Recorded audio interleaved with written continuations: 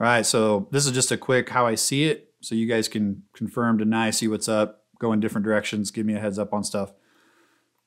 So how to put this up in there without hardware or anything.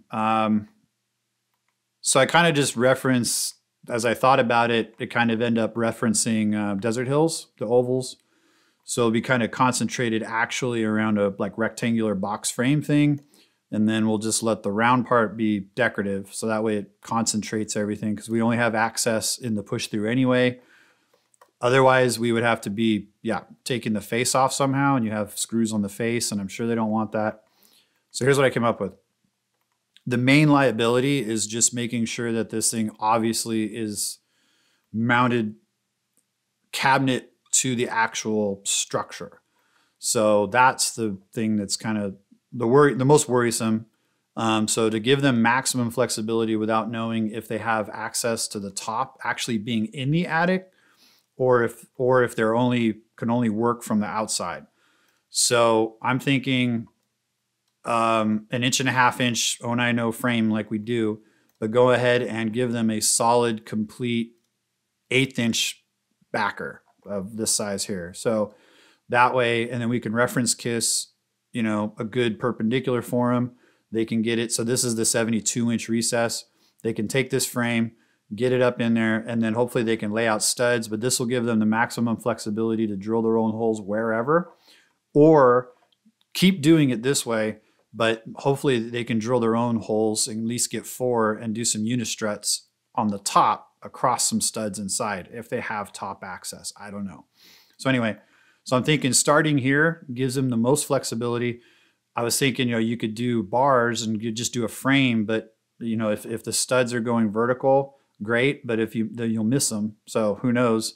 Maybe even the studs are going, I don't know, for some weird reason they're going perpendicular or diagonal or something. So anyway, so starting with this, I think that'll be okay.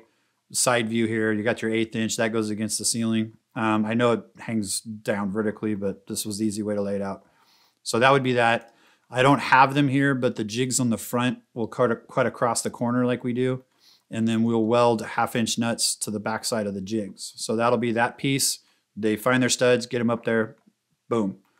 And then for the other part, we go ahead and just take our face, go around the perimeter. We'll reverse channel all the way around like we do, just burn it. It'll probably warp a little bit, but whatever. And then like DHO, we will then Lords a 3.5 inch aluminum 090 cabinet that we do with a full backer and everything. And then that'll seal that up. So that's where the LEDs will live. And that's the main structure.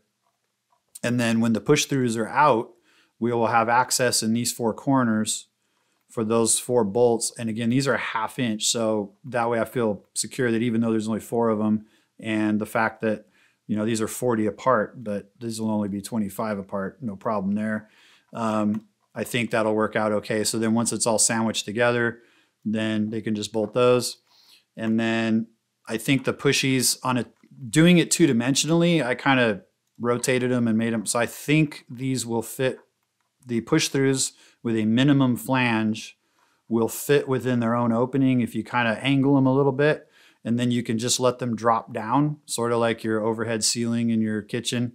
We'll just let them hang, and then they'll just catch the flange. No need to glue them in or anything. Obviously, they're not going to go anywhere. So, while the pushies are out, they have access here, here, and here. And then like this one, you twist it to the side a little bit. I think, well, you can come through here to get this one done first, but I think, we might have to practice or something with a tester, but I think you can take the pushy and angle it like a little puzzle, but I think you can plop it in from the bottom. So that would be the last thing they do. Fine. Now the LEDs will be in this box. Now let's talk about power. I don't know where the power is going to be.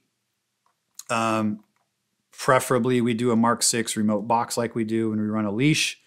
Even if they have to like snake the leash and burn it through and come around, I would just let them drill their holes however they want. They can, they have 1.5 inches here, so they could actually put this up first. And if they have to drill a hole here, snake, drill a hole in this open area, and then they can just leave a leash, and then they can drill a hole in the backer and bring it in. Now, There is room to put a power supply out of the way of the lit area, but there obviously you won't have switch access. So if they do bring primary to this spot, we can put a power supply hidden off to the edge. But again, your only access, well, you have to push this out of the way, and then you're kind of working in a 3-inch space. Not ideal, but if that's the direction, let me know. But either way, so I can put a provision to mount a power supply up here. Switch won't be accessible though. So I don't know if Vegas will be upset about that. I don't know. So versus having our remote. And again, if we do remote and you put the Mark 6 way over here, 50 foot's our max if we give them 12 gauge run. So again, we need to figure that out. But I think, so this would give them the maximum flexibility without knowing all the details, but it will be a little on them to drill their own holes, figure it out. What I would also suggest is to make sure that if they do put this up first, get it all lined up right, that we have them photograph or video to prove that they didn't just put like one screw here and one screw here. We want this thing nailed down really good. This is not going to be light, and it's above people's heads, and it can squash people pretty badly.